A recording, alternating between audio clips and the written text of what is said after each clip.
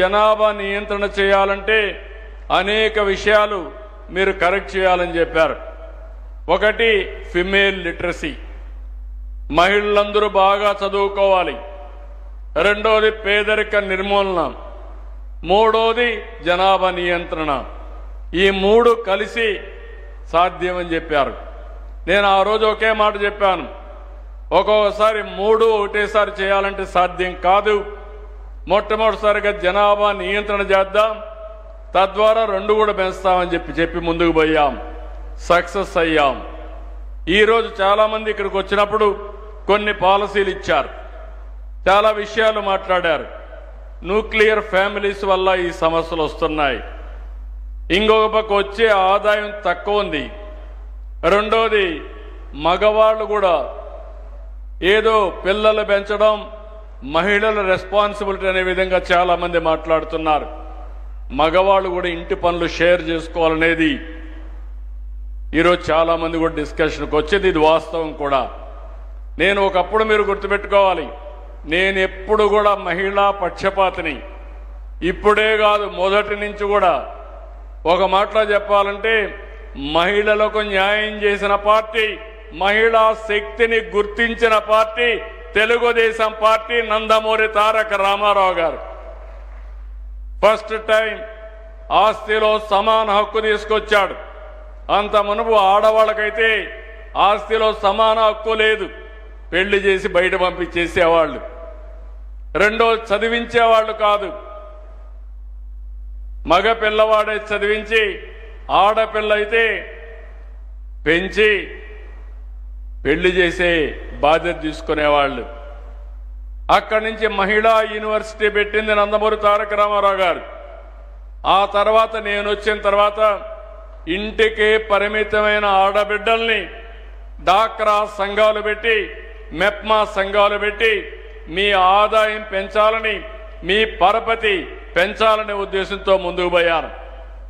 ఎన్నో చేయలేకపోయాం. కానీ ఈరోజు మీరు చూస్తే ఆ రోజు పెట్టిన డాక్రా సంఘాలు ఇప్పుడే కాదు భవిష్యత్తుకు కూడా బ్రహ్మాండంగా పనిచేసే పరిస్థితి వచ్చిందంటే అది మహిళల్లో ఉండే ఆలోచన విధానం.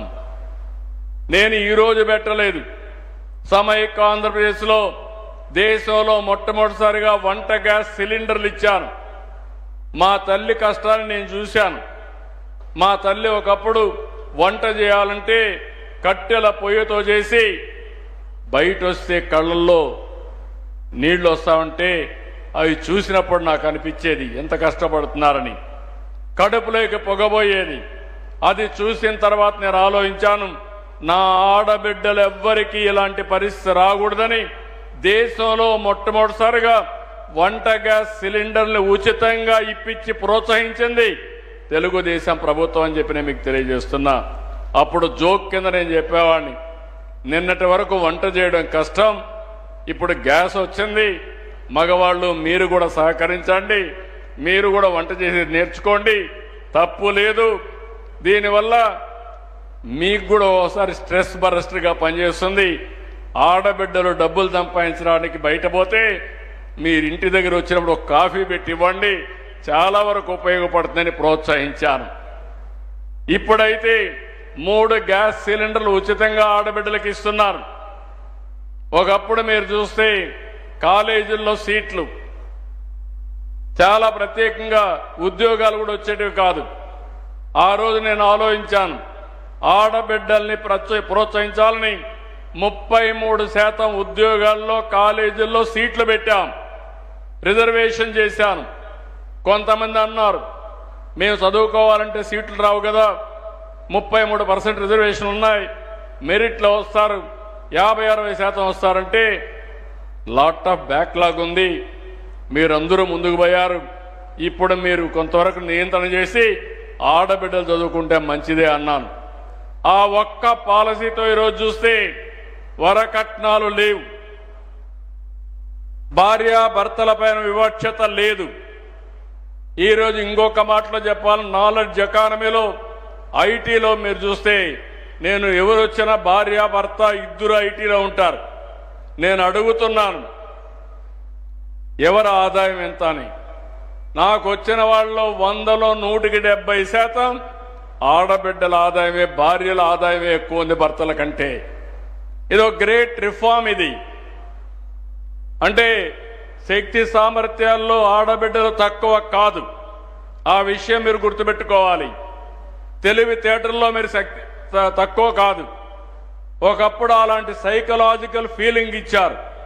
ఆ సైకలాజికల్ ఫీలింగ్ ఏంటంటే శారీరకంగా ఆడవాళ్ళు ఎక్కువ పని చేయలేరని, మగవాళ్లకు పని చేస్తే రేట్ ఎక్కువ, ఆడవాళ్ళు పని చేస్తే రేటు తక్కువ వ్యవసాయ పనుల్లో.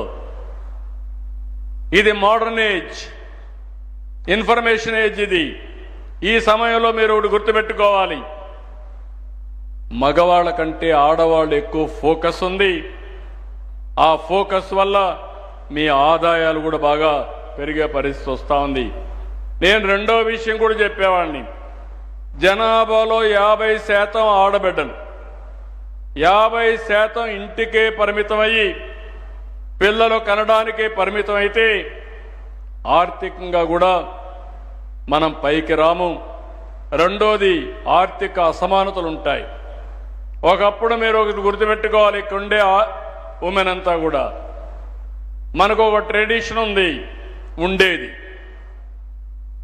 పిల్లలు పుడితే తల్లిదండ్రుల మీద, తండ్రి పైన ఆధారపడేవాళ్ళు, తల్లి పైన కాదు.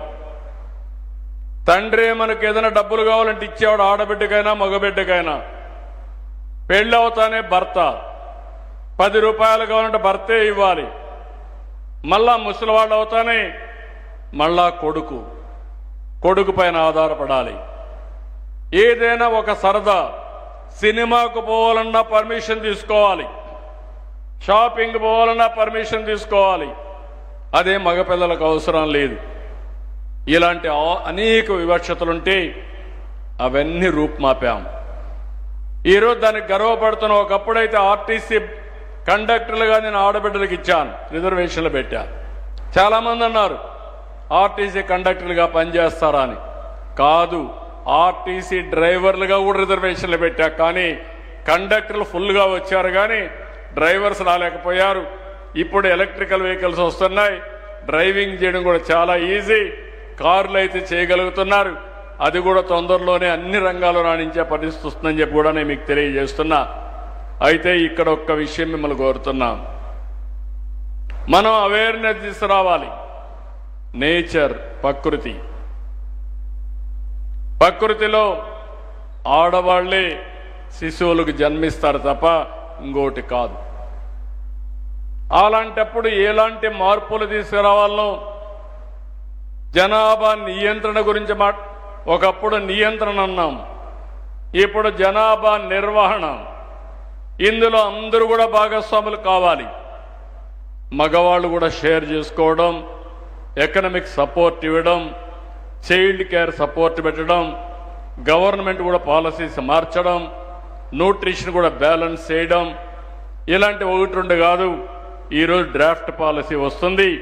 ఆ డ్రాఫ్ట్ పాలసీ అయిన తర్వాత ఏం చేయాలనో ఆలోచిస్తామని చెప్పి కూడా నేను మీకు తెలియజేస్తున్నా.